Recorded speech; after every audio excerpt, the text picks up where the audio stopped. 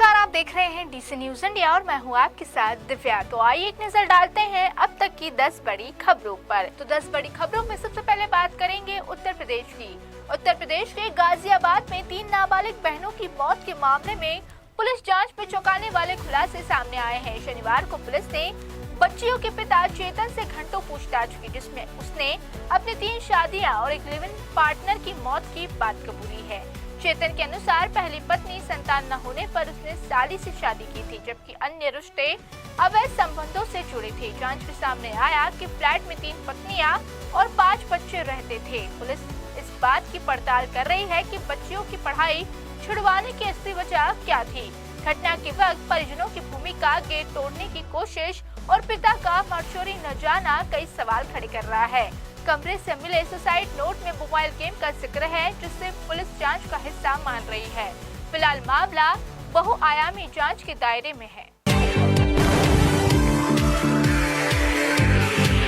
तो 10 बड़ी खबरों में अब बात करेंगे प्रधानमंत्री नरेंद्र मोदी की। प्रधानमंत्री नरेंद्र मोदी मलेशिया दौरे के दूसरे और अंतिम दिन राजधानी कुआलालंपुर पहुंचे हैं, जहां पेरदान पुत्रा भवन में उनका औपचारिक स्वागत किया गया।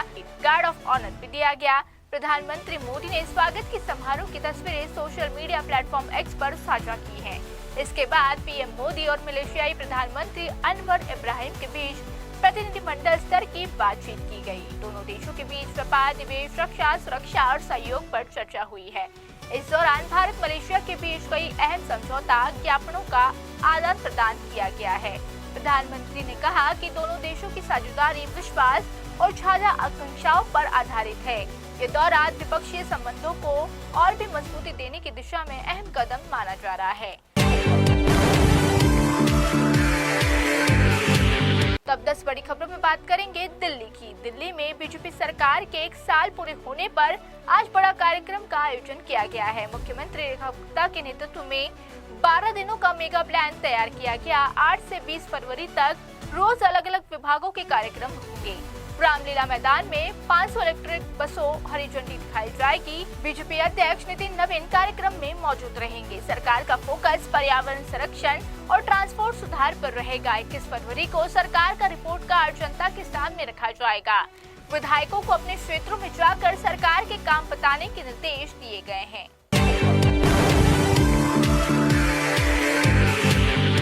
अब 10 बड़ी खबरों में बात करेंगे शिवसेना उद्धव गुट की। शिवसेना उद्धव गुट के नेता संजय राउत ने भारत और अमेरिका व्यापार समझौते को लेकर केंद्र सरकार पर तीखा हमला बोला है। उन्होंने समझौते को राष्ट्रहित के खिलाफ बताया। राउत ने कहा, इससे भारतीय किसानों और छोटे व्यापारियों को नुकसान होगा। उन्होंने आरोप लगाया कि अमेरिका को ज्यादा फायदा पहुंचाया जा रहा है।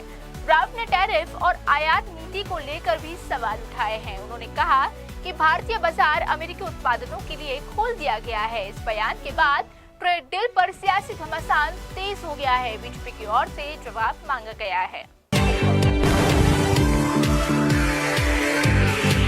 अब 10 बड़ी खबरों पर बात करेंगे आरएसएस की। राष्ट्रीय स्वयंसेवक संघ के 100 साल पूरे होने पर मुंबई में विशेष कार्यक्रम आयोजन किया गया।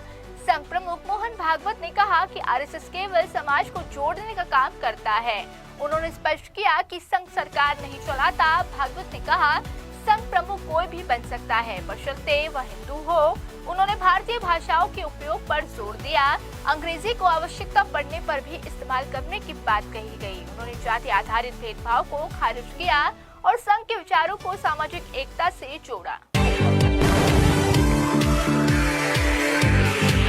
अब 10 बड़ी खबरों में फिर बात करेंगे दिल्ली की। दिल्ली के जनकपुरी के गड्ढे में गिरकर हुई मौत मामले में सीसीटीवी फुटेज से बड़ा खुलासा हुआ है। वीडियो में दिखे कई लोगों ने युवक को गिरता देखा, लेकिन मदद नहीं की। पुलिस जांच में ठेकेदार अधिकारियों की लापरवाही सामने आई है। दिल्ली जल बोर्ड की रिपोर्ट में बैरिकेडिंग खामी पाई गई। सब कॉन्ट्रैक्टर को गिरफ्तार कर लिया गया है। अधिकारियों पर कार्रवाई की सिफारिश की गई है। घटना ने प्रशासनिक लापरवाही पर गंभीर सवाल खड़े किए हैं। तो अब 10 बड़ी खबरों में बात करेंगे लखनऊ की। लखनऊ में नई बाबरी मस्जिद निर्माण के ऐलान के बाद तनाव का माहौल है। विश्व हिंदू रक्षा परिषद की ओर से कई इलाकों में विवादित पोस्टर लगाए गए। पोस्टरों में 10 फरवरी को मुर्शिदाबाद चलने का आह्वान किया गया। पोस्टर वायरल होने के बाद पुलिस प्रशासन अलर्ट मोड पर है। अब तक किसी राजनीतिक दल की आधिकारिक प्रतिक्रिया इस मामले में सामने नहीं आई है। मामले को लेकर सुरक्षा एजेंसियां सतर्क हैं। तो अब 10 बड़ी खबरों में बात करेंगे महाराष्ट्र की। महाराष्ट्र की राजनीति में पवार परिवार को लेकर अटकलें तेज हो गई हैं। बारामती में शरद पवार और पार्थ पवार को साथ देखा गया। दशकर्य विधि के दौरान पूरा परिवार एकजुट नजर आया। तस्वीरों से एनसीपी के एकजुट होने की संभावना जताई जा रही है। राजनीतिक विशेषज्ञ इसे नई रणनीति से जोड़कर देख रहे हैं। आने वाले दिनों में सियासी तस्वीर साफ हो सकती है।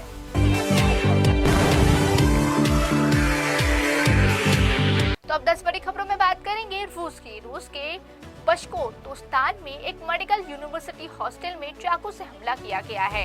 इस घटना में 4 भारतीय छात्रों समेत कई लोग घायल हो गए हैं।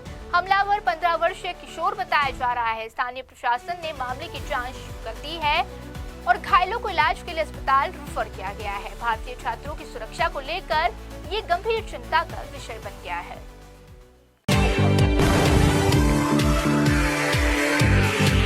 तो अब 10 बड़ी खबरों में अंत में बात करेंगे चेन्नई की। चेन्नई एयरपोर्ट पर घने कोहरे के कारण कई उड़ानें प्रभावित रही। कम दृश्यता के चलते कुछ फ्लाइट्स का रूट बदल गया। यात्रियों को काफी परेशानी का सामना करना पड़ा। अधिकारियों के अनुसार सुबह दृश्यता बेहद कम हो गई थी, बाद में हालात में सुधार हुआ। एयरपोर्ट प्रशासन ने यात्रियों से सहयोग की अपील की है। तो ये थी अब तक की 10 बड़ी खबरें। देश और दुनिया की तमाम बड़ी खबरों के लिए रुक कीजिए DC न्यूज़ इंडिया का।